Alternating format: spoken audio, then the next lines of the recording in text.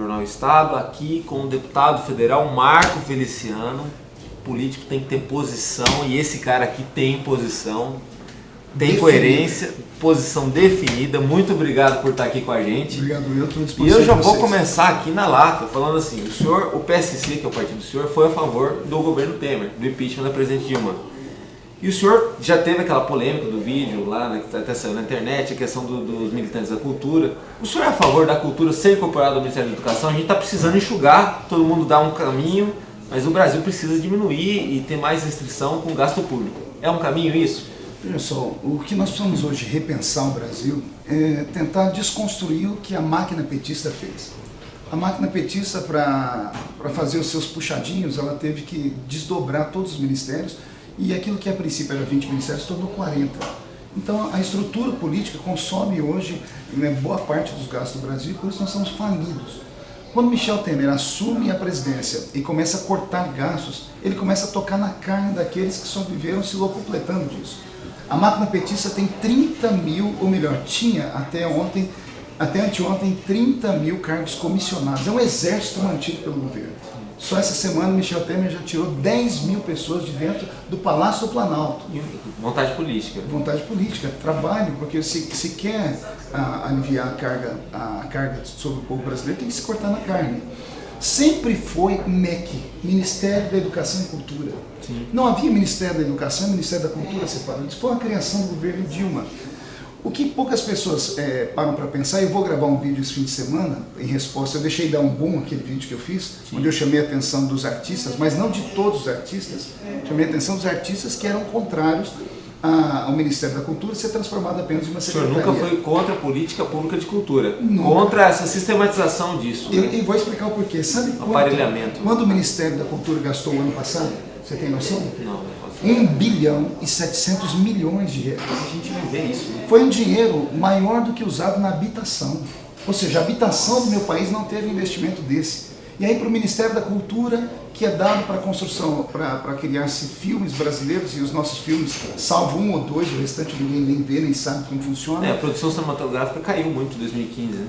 E veja aí, em 2015 foram 1 bilhão e 700 milhões de reais dado a isso. Deixa eu explicar para a pessoa como é que funciona o dinheiro do Ministério da Cultura.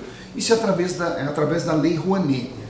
A empresa, ou qualquer empresa no país, ela quer patrocinar alguma cultura, o artista ele tem um projeto, ele se licencia através da Lei Rouanet e ele pode captar recursos nas empresas. A empresa, ao invés de pagar o tributo ao país, ela pode abater X% do seu imposto de renda destinado à cultura. Então é assim, o Brasil deixou de arrecadar 1 bilhão e 700 milhões para poder ser usado, por exemplo, na saúde do nosso país. O brasileiro está morrendo com chikungunya, o brasileiro está morrendo com zika vírus, com dengue, tem gente morrendo nas filas dos hospitais. Com 1 bilhão e 700 milhões de reais dava para construir alguns hospitais. O Brasil gastou A gente vive essa crise de diretriz, no caso, deputado, assim, a Copa do Mundo, por exemplo, veio aqui e falou-se que de um retorno enorme, que a gente não viu esse retorno até agora, tem estádios. Pão e circo.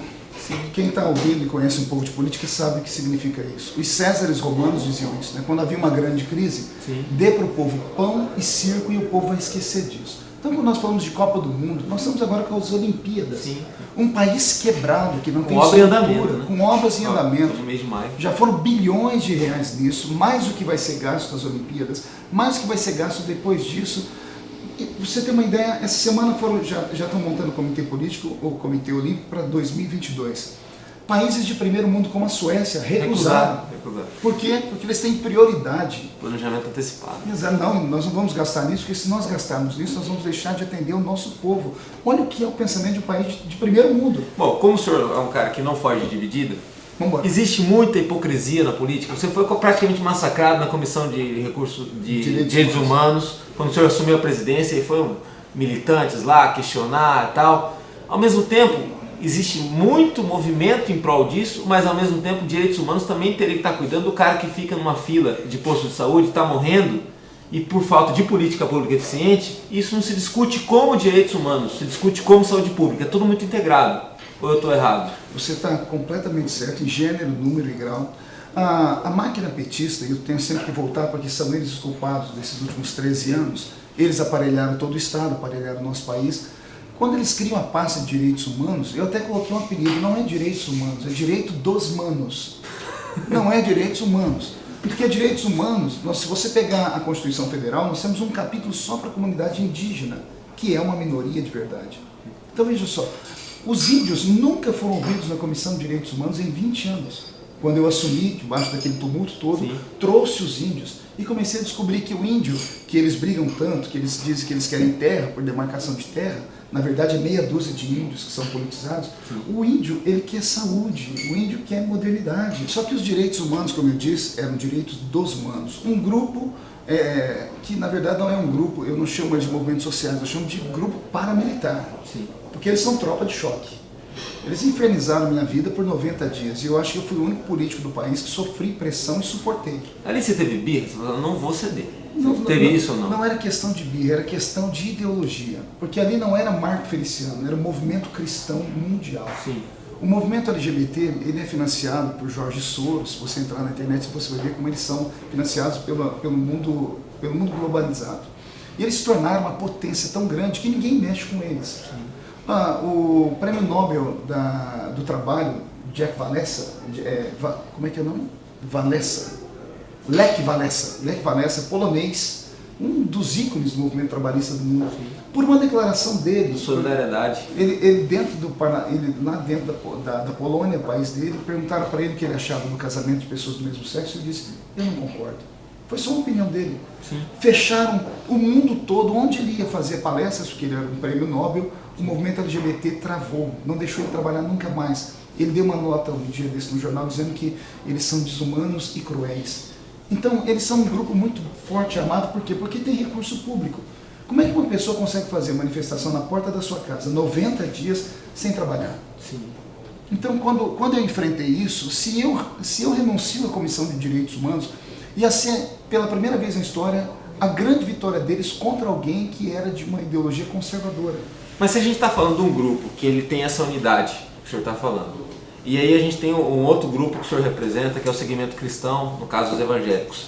Esse segmento ele tem uma força muito grande. Hoje em dia parece que eles são até maiores, o grupo é maior do que os católicos no Brasil. Ainda não. Ainda não? Está quase. Hoje nós somos 30% da população. A matriz católica estima-se que no país hoje tem cerca de 80 milhões. Os evangélicos nós somos hoje em 40 milhões. E o restante de outras matizes de religiões.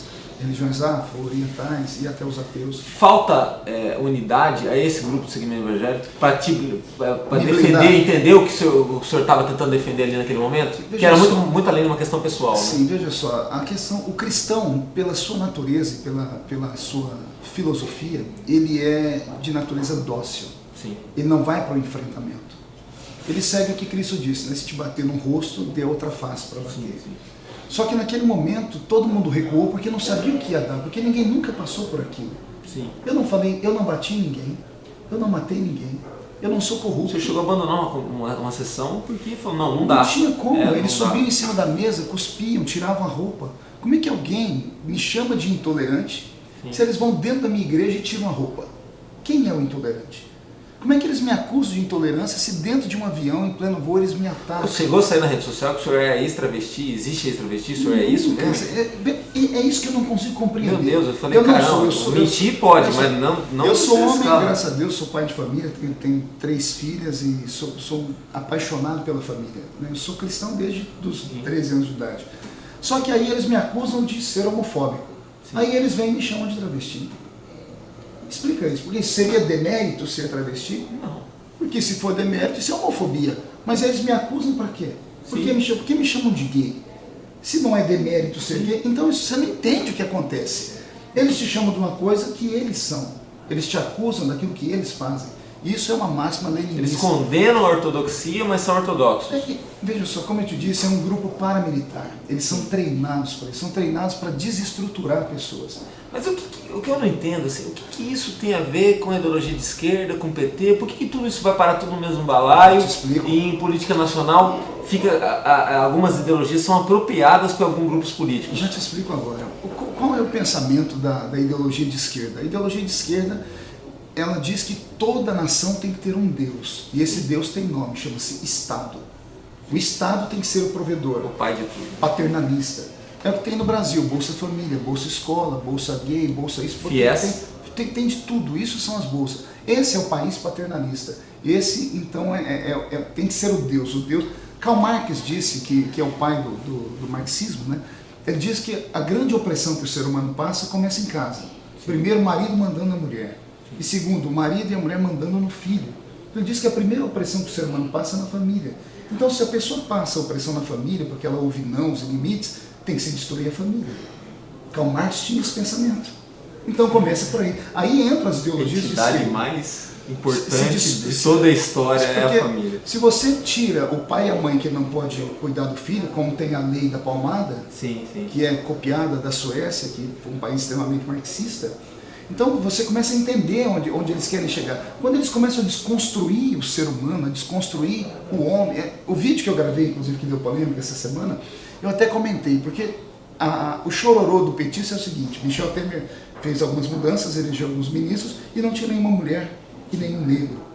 Eu fiz um vídeo, ironicamente, falei assim, mas calma aí, quem é que pode dizer que não tem mulher lá? Porque o PT vem... BNDES, não, você vai entender. O PT vem desconstruindo a imagem do homem e da mulher, ninguém mais é homem nem é mulher. É ideologia de gênero. Sim. É ensinada na escola. Você não é homem, você não é mulher, você é um ser. Você vai se descobrir o que você é lá na frente. Se eles pregam isso, quem pode dizer que um desses ministros estão lá não seja uma mulher por dentro? Porque é isso que o PT faz. Entendi. Quantas mulheres você conhece que são chamadas de mulheres e não têm um pênis? Porque são transexuais. Quantos homens você conhece hoje, tem até na mídia, são homens, chamados de homens, e não têm pênis, tem uma vagina. Por quê? Porque a ideologia de gênero, a pessoa pode escolher o que ela quer ser. Então, como é que eles vêm me dizer que não tem um homem ou mulher? A questão do negro, como é que você define o negro? Pela pigmentação da pele ou pelo DNA dele? Sim. Porque se for pela pigmentação da pele, tudo bem. Mas o negro não se dá negro por pigmentação da pele. É o DNA dele. Eu fiz um exame de DNA. 78% do meu DNA é negro. No entanto, a minha pele é branca. Porque o meu pai é negro, a minha mãe é negra. Então, como é que funciona isso? Sim. Então, eles usam essas ideologias para desconstruir. Se apropriam, no caso. Exatamente. É o mimimi de sempre. E por causa disso, o país faliu. Nosso país faliu por causa disso. A presidente Dilma foi impeachmentada. E essa crise? Ela vai até quando? Olha, qual é o nível que está essa crise no Brasil? Um estudo feito há pouco tempo atrás com alguns cientistas políticos diz que o Brasil, para retomar o seu crescimento e voltar a ter esperança, deve ser 30 anos. O que o PT fez, ele tirou a nossa esperança por 30 anos. Porque ele destruiu tudo. É uma pessoa que tem um cofre cheio de dinheiro e você tem uma máquina funcionando. Sim. Então você tem equilíbrio, você tem prospecção de futuro. Aí vem o PT e faz o quê? Ele pega a máquina funcionando e começa a oprimir o dono da máquina. Então você tem que dar mais direito para os seus funcionários. O funcionário tem que trabalhar menos, isso e aquilo. E aí aquele que não tem, ele pega o recurso que tem aqui e vai dando para os outros, vai distribuindo. Chega uma hora que não tem. Margaret Thatcher dizia isso, a grande dama de ferro, a maestrina da direita, do conservadorismo, dizia isso. O socialismo funciona enquanto as empresas estão de pé. O senhor é um conservador? Muito conservador. De direita? De direita, eu sou reaça mesmo, assumido. Eu sou reaça, sou de direita. Eu tenho a impressão que o senhor, depois que passou pela situação da Comissão de Direitos Humanos, o senhor ficou mais forte ainda. Foi. Eles erraram bater no senhor e perseguir, no caso. Por quê?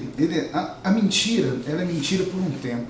Foi Abraham Lincoln que disse, você pode enganar um grupo de pessoas por um tempo. Você pode enganar um grupo de pessoas maiores por algum tempo, mas você não pode enganar todo mundo a todo tempo. Mas quem que te segurou lá naquela comissão?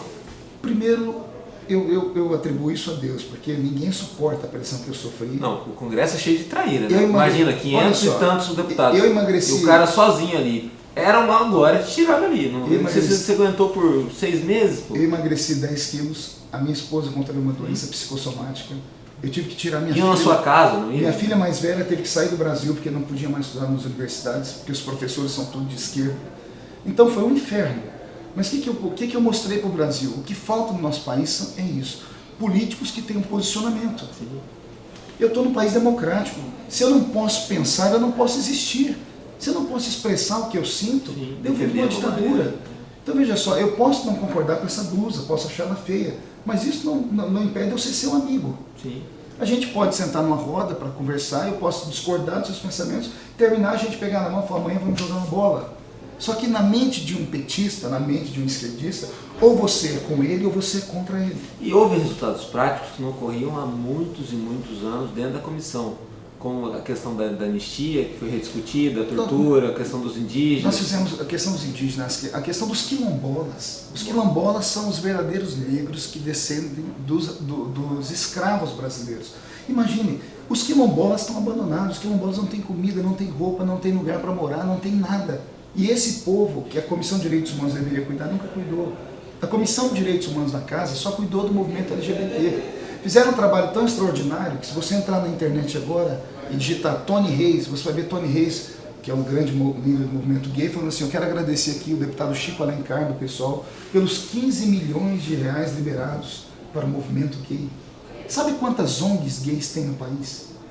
267. Sabe quanto elas levam por mês da máquina pública? 10 milhões de reais. A pergunta que eu te faço é: para quê? Onde esse dinheiro é investido? Para defender direitos? Não, mas se for para defender, eu até entendo. Então, mas me mostra o trabalho. Qual é o trabalho que eles estão fazendo para o movimento gay? Porque nós sabemos que existe preconceito, sim. Existe preconceito, eu sou contra o preconceito. Se há homofobia, porque esse termo é um termo que eles criaram, você não consegue definir o que é homofobia. Se há homofobia, se há violência, a pessoa que praticou violência tem que ser presa. Mas a violência é violência, né? Não tem... Pois é, mas se é uma violência com uma pessoa que sofre por causa da cor da pele, ou por causa da sua orientação sexual, o ser humano que pratica isso, ele é maluco, ele é um psicopata. Né? Você tem que amar o seu próximo. Se há homofobia, vamos tratar ela. O problema é que ninguém consegue definir. Porque para eles é o seguinte: se você falar assim, eu não concordo, você já é homofóbico. O senhor está aqui em Campo Grande, Mato Grosso do Sul. Essa questão, esse acirramento, ele é maior nos grandes centros? Sim, porque os grandes São Paulo, né? Sim, porque os grandes centros eles estão tomados pela cultura, pela TV, pelo progresso, pelo modernismo, né? As grandes capitais, elas acabam se desenvolvendo muito mais rápido. Então, esses acirramentos se dão sim nos grandes centros. Falando de acirramento, eu também coloco isso na conta do PT. O brasileiro é amado no mundo todo por ser um povo cordial e amoroso. O brasileiro perdeu essa marca, porque dividiram o nosso povo. Hoje nós temos guerra em plena praça pública. Hoje nós temos negro contra branco por causa das questões de cota. Temos gays contra héteros, temos crentes contra ateus, temos índios contra roceiros. O brasileiro está em pé de guerra, eles dividiram a nossa nação. E para investir aqui fica complicado, né? Quem é que investiu numa nação que você não sabe o que vai acontecer amanhã? E assim, bom, o senhor agora está indo para cima da Uni, é isso? Isso. Como? Pessoal, a Uni, eu quero aqui deixar bem claro que eu não sou contra a Uni, pelo contrário. Eu tenho curso superior. Eu aplaudo a Uni, porque a Uni, a União Nacional dos Estudantes, é uma entidade de mais de 70 anos no nosso país. Ela lutou contra o regime militar, teve estudantes que foram torturados. Ela está aparelhada? Eu não sei quantos mandatos é alguém do PCdoB que está mandando na Uni. Vou chegar lá. Primeiro eu estou colocando a Uni aqui em cima para explicar por que da minha CPI. A Uni sempre foi essa revolução jovem querendo entrar na política, lutando pelos direitos, pela democracia. A Uni atual não é mais a Uni de antigamente. Você pega a foto da líder da Uni, a Karina, que é a presidente da Uni, você vai ver ela abraçada com o Maduro, chamando Maduro de herói. O mesmo Maduro que agora está colocando dentro do seu país um regime de exceção e quer fechar o parlamento. Sim. Então, veja só, Fazer outra Constituição, a menina da Uni quer fazer isso. Então, a minha CPI ela é para investigar os benefícios que a Uni recebeu da União nos últimos 10 anos e ela nunca prestou conta. O Tribunal de Contas da União rejeitou por 4 vezes as contas da Uni feitas através dos financiamentos de ministérios. A Uni tinha 20 ou 22 convênios com o governo. Na prestação de contas apareceu nota de uísque, de uma série de coisas. O governo brasileiro liberou para a Uni 44,6 milhões de reais para a reconstrução da sede deles no Rio de Janeiro, que durante o regime militar eles perderam. Então o Brasil indenizou eles. Só que já faz 10 anos, não tem uma pedra alicerçada. Meu Deus. Então eu quero saber para onde foi esse dinheiro. Eu quero saber para onde vai o dinheiro das carteirinhas. Sim. Porque eles são monopolizados. Eles têm uma opção. O estudante, para ter a carteirinha da Uni, paga R$ 32,90. São 8 milhões de estudantes no país. 1 milhão tem carteira. São 33 milhões por ano. Onde é que esse dinheiro é dado? Porque a Uni é uma ONG. E a Uni, você disse, é aparelhada pelo PCdoB. Eles usam dinheiro para promover liderança do PCdoB, como a Jandira Fegali. Tem documentos, papéis carimbados pela UNE, promovendo a política do PCdoB, que é o Partido Comunista do Brasil, e eles estão com medo. O líder do PCdoB na Câmara chegou em mim semana passada e disse assim, eu vou destruir sua vida. Eu falei, como? Ele falou assim, eu vou colocar meninos na porta da sua casa, na porta da sua igreja. Aí eu falei para ele, você sabe qual é o meu nome ou não? Eu sou Feliciano, eu já encarei isso. Eu já encarei pessoas assim e eu não tenho medo nenhum. Mande para cima, porque eu quero passar limpo. A UNE foi um puxadinho do governo, hoje trabalha em prol do PT e ela não representa mais a classe estudantil brasileira.